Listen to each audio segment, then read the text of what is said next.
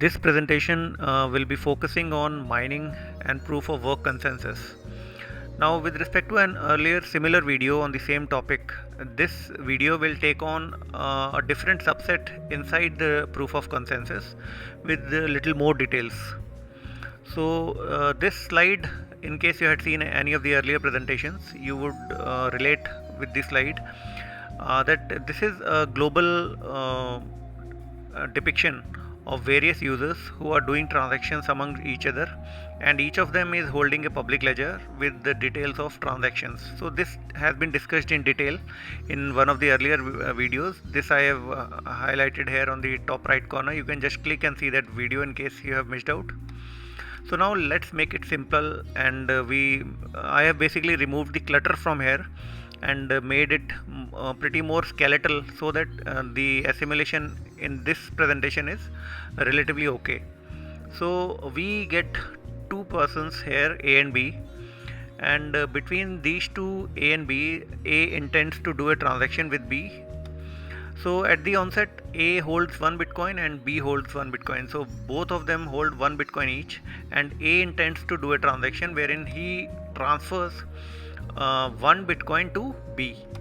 So the moment this Bitcoin is transferred to B, in a ideal situation, in a public ledger environment, not exactly the blockchain, but in a public ledger ecosystem, how will this transaction be populated in the public ledger? The moment this A transfers 1 Bitcoin to B, so this will be indexed in the public ledger that A has transferred 1 Bitcoin to B. Similarly, the moment one node public ledger is updated, the same transactions will start populating in other nodes. So we see that within a small period of time, all the public ledgers, they get updated with the transaction that A has transferred to B 1 Bitcoin. Now just imagine there's another guy who is C, and A intends to do a transaction with C also, and in this transaction what he intends is that he transfers 1 Bitcoin again to C. Now if you remember, at the onset of the presentation I had told that A and B are exactly holding 1 Bitcoin each, and of the 1 Bitcoin, A has transferred 1 Bitcoin, the complete 1 Bitcoin to B. Although in an ideal scenario this will be little less than 1 Bitcoin, because there will be some transaction fee also.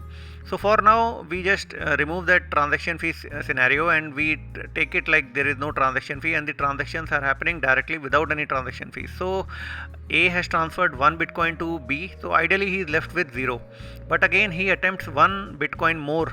He transfers it to C, and you see there is a red depiction at C, that's the node.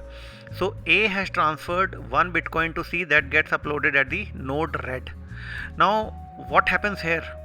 Because the public ledger is being updated from one side, that is A to B 1 Bitcoin, and then relatively new transaction which is being added, that is A to C 1 Bitcoin again.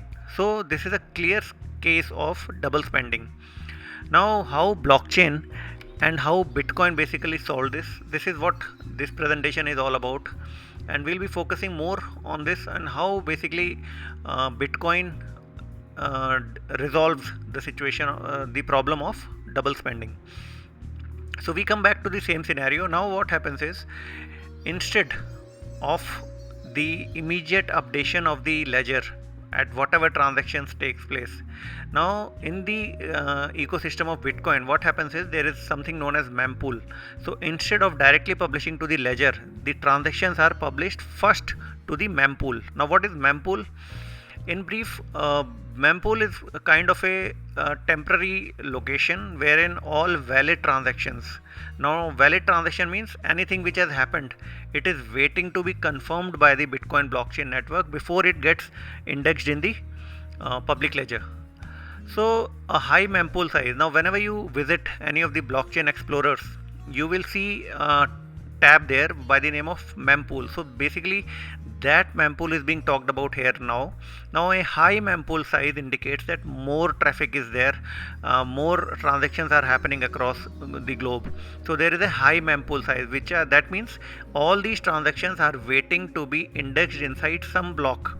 So this results basically in longer average confirmation time. So this herein what happens is, miners, when they find such a long queue, what they get interested in is the transaction fee. Higher a transaction fee a user pays, he has got more chances that his transaction will be indexed much earlier in the block vis-a-vis earlier one, vis-a-vis the other ones who have relatively low user fee, transaction fees. So whenever a new transaction is received by a node, so any node, so whenever it receives a new transaction, it will not directly publish it to the blockchain. It will first hold in its memory pool, wherein all the new transactions are received and they keep waiting. Here onwards, the transaction will be expecting the transactions which are there in the mempool. They will be expecting to get selected for inclusion in the candidate block. Now there is something known as candidate block. There is a new term in this presentation, and I have not used it anywhere in earlier of my presentation. So candidate block, we'll discuss few things about candidate block, what candidate block is. So first we had this mempool, then we had this candidate block.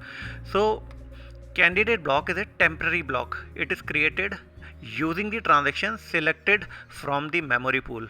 Now mining nodes, now all the mining nodes which are being manned by respective miners, they select the transactions from their memory pool, and the focus and the criteria of selection is basically whichever one is giving a higher transaction fee. So that forms part of the temporary block. So the transactions which have relatively higher transaction fees, they are temporarily indexed inside this candidate block. And anyone who is mining, so any miner, he has at the liberty to choose which transactions have to be chosen. So obviously he will choose transaction which has got higher mining fees, and each node then tries to add their candidate block to the blockchain. Now if you connect with the earlier one of the presentations which was speaking about that Byzantine general consensus, that complete concept we are talking about in background here. So each node then tries to add their candidate block to the blockchain through the process of mining. So just a revision, mempool basically is a waiting room for new transactions. All transactions, instead of getting directly published onto the public ledger, they first wait here, and then mempool basically becomes a kind of good matrix to estimate how long the congestion will last. So at a glance, in any of the blockchain explorers, in case you see a mempool high with high traffic, you can immediately be able to make out that the transactions will take little longer to index. So coming back to the same map now, so instead of these A, B and C, instead of these transactions getting published onto the ledger directly, so now what happens is all these transactions, they come to the mempool. So if the miner at C, in case he indexes the red pool first, the red transactions first, so the complete chain will become red, and the green transactions which were basically again reflecting a genuine transaction of A to B, they will get negated. So the transaction between A to C will be corrected, this will be indexed, and the A to B, the transaction which had first taken place, so that has a chance, in case the red miner, he comes first and he indexes the transaction first, so that in that case A and B transactions, that will be negated. So why are we doing this mining basically is, it allows globally in the network, all the nodes, all the miners which are basically part of that network, to resolve such conflicts. Conflicts in the sense double spending. So without the need of a third party, without the need of any other third party mediating agency, so a consensus can be achieved. So basically a process of trying to add a new block of transactions onto the blockchain, and it basically represents a network wide competition wherein any node across the globe, it can participate and fight for the nonce and fight for the reward that are generated per new block, as we had discussed earlier in the presentations. So each newly mined block is broadcast to the network. So whenever a new block is mined, whenever the nonce is decided by the miner, and whenever that comes first and wins the complete race of mining, he immediately broadcasts that mined block to the network so that it gets replicated and synced. So we see that each node, every node which is there globally, it verifies such blocks. Verifies in the sense the hash, the Merkle trees, all the connectivity and cryptography that we have spoken about earlier. So all that is verified at each node. And once this new block is appended, so whenever this new block, it gets appended to the chain, the end chain of the blockchain, so the new blocks start generating. So it is just that continuing appending procedure of the blockchain.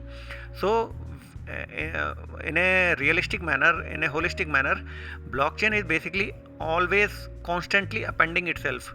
Now there may be cases then that there are 2-3 forks being generated when the mining happens at 2-3 nodes at the same time, at the same speed, etc. So that we'll discuss in a other video that will be pertaining to forks. So for now we take that there is one chain winner and it has appended the new block, and the new blocks which are following it with new transactions, they start with the same process. So how mining works, we'll just revise and repeat whatever we had seen right now. So the process starts by indexing the candidate block with transactions from the mining node's memory pool.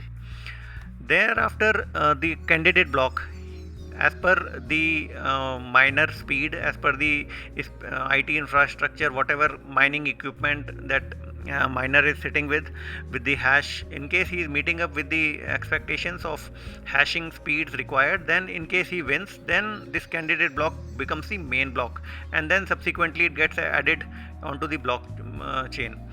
And at the same time, while all this is happening, a block header is constructed for this candidate block, which basically now candidate block, we are talking about the transactions which are being held inside the block, but in case of a block header, basically it holds the metadata basically backlinking all the blocks, the Merkle tree hashes, the connectivity with the previous block, etc. Whatever we had discussed, that kind of metadata is stored in the block header. Now the setup till now is that all in the current scenario, whatever we have discussed, the candidate block, the mempool, etc., this kind of setup is basically when this starts functioning, so that means somebody is ready to mine the block. And here comes another third new term in today's presentation after mempool and the candidate block. Now we discuss about the target value. Now target value is a number that a block hash must be below for the block to be added onto the blockchain. Now there will be a separate video which I'll be making on the target part, which will basically take on the mathematical calculations of how this target value, what we are talking about, happens and how is it calculated. So for a brief, it will be apt to mention here that the target value, the block, there is a difficulty level associated with each block, and while this difficulty level is adjusted every 2016 blocks, and they are planned and configured in such a manner that each new block which is generated, it is generated every 10 minutes. Now over last 10 years, 11 years, 12 years, there has been always an escalation of an improvement of the hardware. So a difficulty level which was there in 2010, which could have required a higher configuration of hardware at that time, but that kind of difficulty level, in case we impart to the Bitcoin blockchain today, what will happen? It will be easily solved via desktop. So this difficulty thing has been increasing over every 2016 blocks, such that every time the blockchain ensures that a new block is added only on an average around 10 minutes. So that should remain as the term of reference for any new generation. So this difficulty keeps adjusting every 2016 blocks. So the logic what Satoshi Nakamoto has given, I've just taken the extract from here, his book, uh, the Satoshi Mails, I think, I'm not remember the exact name, he quotes that to compensate for increasing hardware speed, that is the Moore's law, and varying interest in running nodes over time, the proof of work difficulty is determined by a moving average targeting an average number of blocks per hour. So we'll see this in the video next, which will be peculiar to how to calculate the target and difficulty value. For now, just revising upon, if the hash of the block header is calculated not below the target, this target what we are talking about, one can keep trying and fiddling with the nonce field in the block header. And so this allows basically to adjust with the block header. It allows to keep the same block header, but rest of the things, the hashes etc., they keep getting different obviously.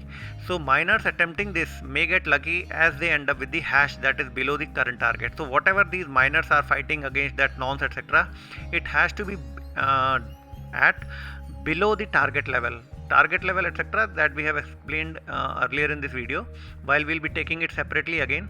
So this is again a repeat that I mention here again. Nonce cannot be calculated with any formula, but only it can be guessed with lots of hashing, and that is where that hashing comes up, exahashes per second, that we had spoken about in one of the earlier videos. So if one gets the block hash below the target, the block is immediately broadcasted to the network, and upon receiving the new block, each node again checks. So each node again checks globally the hash and the Merkle trees etc., the connectivity, the public key, the signatures etc. These are all checked by each individual node. So hereafter each node halts constructing its own candidate. So once this candidate and the mempool, one block is resolved with the mempool, then again the same sequence, the same process, the same thing starts again. So it starts again constructing a new candidate block with fresh transactions, because the transactions will not be repeated anywhere. So thus it means that miners are always busy. They are busy trying to find the nonce. If they are able to find the nonce, then they are busy with indexing it, compiling it, comparing it, and then again after about 10 minutes they again start get into the race in a new race to find the new block. So anyone's chances of finding a solution at any time is proportional to their CPU power. That was the motto of Satoshi Nakamoto, and this basically means that in case a miner has a higher hashing power, higher processing power, higher IT infrastructure, so he has got high chances that he will be able to get the rewards. So all these terms, mining, true transactions, target, memory pool, nonce, mempool, proof of work, all these terms over the last about few videos, all these terms would have become familiar in case you have seen them all. In case not, so I'll request you that you can just get in touch with the earlier videos, which were typically around hash and Merkle trees and proof of work and Byzantine general, and then relate to this video, and subsequently upon the next video that I'll be covering soon, that will be peculiar on the finding the target and difficulty level, then and so on. So for now, this is all about the target, the difficulty level, the mempools, the candidate block, how the transactions are indexed inside. So with this, thank you for watching this.